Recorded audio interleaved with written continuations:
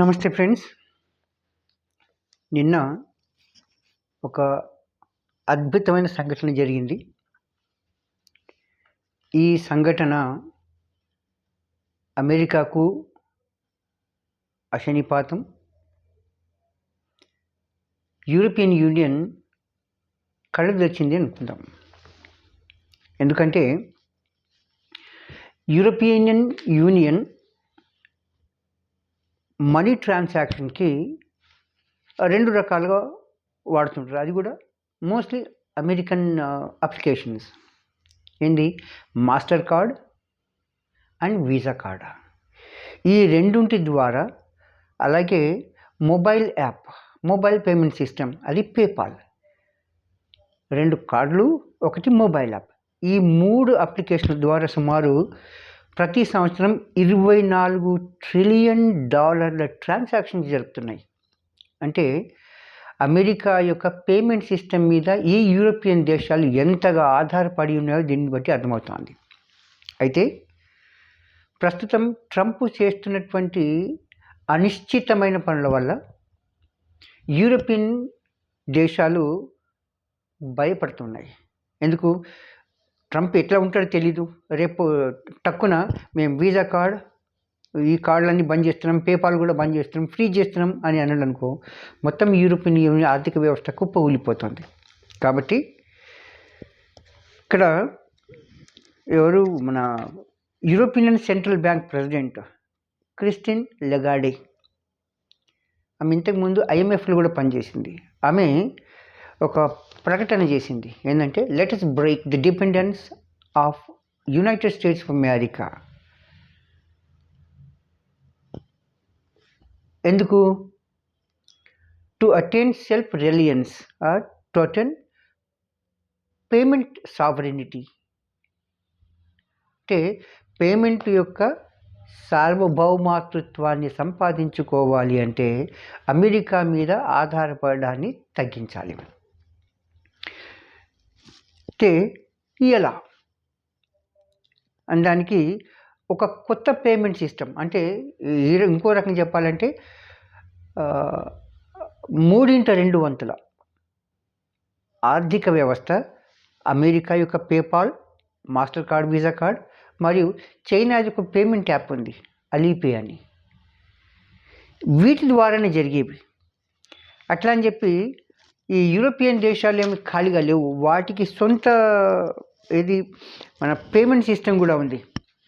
ఇక్కడ ఇటలీలో బ్యాంకోమాట్ అని, స్పెయిన్లో బైజమ్ అని, పోర్చుగల్లో ఎంబీవే అని, అలాగే నార్డిక్ కంట్రీస్లో విప్స్ మొబైల్ పే అని చెప్పి, ఇవి వాటి సొంత దేశాల యొక్క పేమెంట్ యాప్స్ ఇవి. అయితే ఇప్పుడు ఆమె చెప్పింది ఏంటంటే, let us dump the American payment cards and the mobile payment system. ఏం చేద్దాం అనడానికి వాళ్ళకు కొత్త మొబైల్ పేమెంట్ యాప్ని తీసుకొచ్చారు. దాని పేరే వీరో, WERO. వి అంటే వి, యూరోకి ఒక సంక్షిప్త పదం. వీరో అంటే వి ది యూరోపియన్స్ అని అర్థం అనమాట. ఈ మొబైల్ యాప్ తీసుకొచ్చారు. దీని ద్వారా ఒక పర్సన్ నుంచి ఇంకో పర్సన్కి, లేదా ఒక పర్సన్ నుంచి ఒక ఆర్గనైజేషన్కి, లేదా organisation to organisation simple mobile number ద్వారా ఎంత అంటే అమౌంట్ని వాళ్ళు ట్రాన్సాక్ట్ చేసుకోవచ్చు. దాని పేరే వీరో. ఇది కొత్త యాప్ ఏం కాదు. జూలై 2024లోనే ఈ యాప్ బయటకు వచ్చింది. వీళ్ళు తయారు చేసుకున్నారు. కానీ కేవలం 7.5 బిలియన్ యూరోల ట్రాన్సాక్షన్ మాత్రమే జరిగింది. ఇది కూడా బెల్జియం, ఫ్రాన్స్, అలాగే జర్మనీ, ఈ 3 దేశాల్లో మాత్రమే ఇది యూజ్లో ఉంది. అయితే ఇప్పుడు ఏం చేసిందంటే, దాదాపు 130 మిలియన్ల కస్టమర్లు 13 దేశాల్లో ఈ యాప్ని ఉపయోగించాలి అని చెప్పి మొన్న 2 ఫిబ్రవరి 2022 రోజున ఒక తీర్మానం చేసుకున్నాయి. మార్చ్ ఎండింగ్ కల్లా అన్ని దేశాలు ఈ అమెరికన్ కార్డ్స్ని వాడడం మానేయాలి. అమెరికన్ పేమెంట్ సిస్టమ్ అలాగే చైనా పేమెంట్ సిస్టమ్ను కూడా మానేసేయాలి. ఈ వీరో అలాగే ఆ దేశాలకు ఉన్నటువంటి సొంత ఏవైతే పేమెంట్ సిస్టమ్స్ ఉన్నాయో వాటిని ఇంటిగ్రేట్ చేస్తున్నారు. ఇంటిగ్రేట్ చేసి ఒక కామన్ పేమెంట్ సిస్టమ్ని తీసుకొస్తున్నారు. అయితే దీనివల్ల ఏమవుతోంది అంటే అమెరికా మీద ఆధారపడడం పూర్తిగా బంద్ అవుతోంది. ఇంచుమించు పూర్తిగా బంద్ చేయాలనుకున్నారు వాళ్ళు. ఎంత? $24 ట్రిలియన్ ట్రాన్సాక్షన్. దీని ద్వారా అమెరికాకు వచ్చే లాభం విపరీతంగా ఉండేది. ఇప్పుడు ఆ లాభం పోతోంది. అంతేకాదు అమెరికా చెప్పినట్టు వినాల్సిన అవసరం కూడా లేదు కదా. దీనికి అందరి కారణం ఏంటి? ట్రంప్ చేసే పిచ్చి పనుల వల్లనే ఇలాంటివన్నీ జరుగుతున్నాయి. కాబట్టి ఐ డోంట్ థింక్ ఇంతవరకు అమెరికా అంటే ఆధారపడదగ్గ దేశం అని అనుకునేవాళ్ళు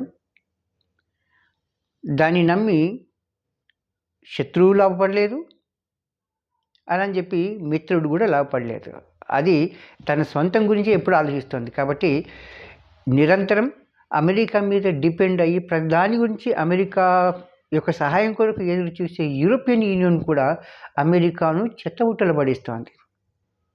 అంటే ఇంకో రకం చెప్పాలంటే అది మనల్ని ఫాలో అవుతుంది. ఇప్పుడు మనం యూనిఫైడ్ పేమెంట్ ఇంటర్ఫేస్ యూపీఐ ఎట్లయితే మనం వాడుతున్నామో అలాగే చైనా వాళ్ళు కూడా వాళ్ళ పేమెంట్ సిస్టమ్ తీసుకొచ్చారు.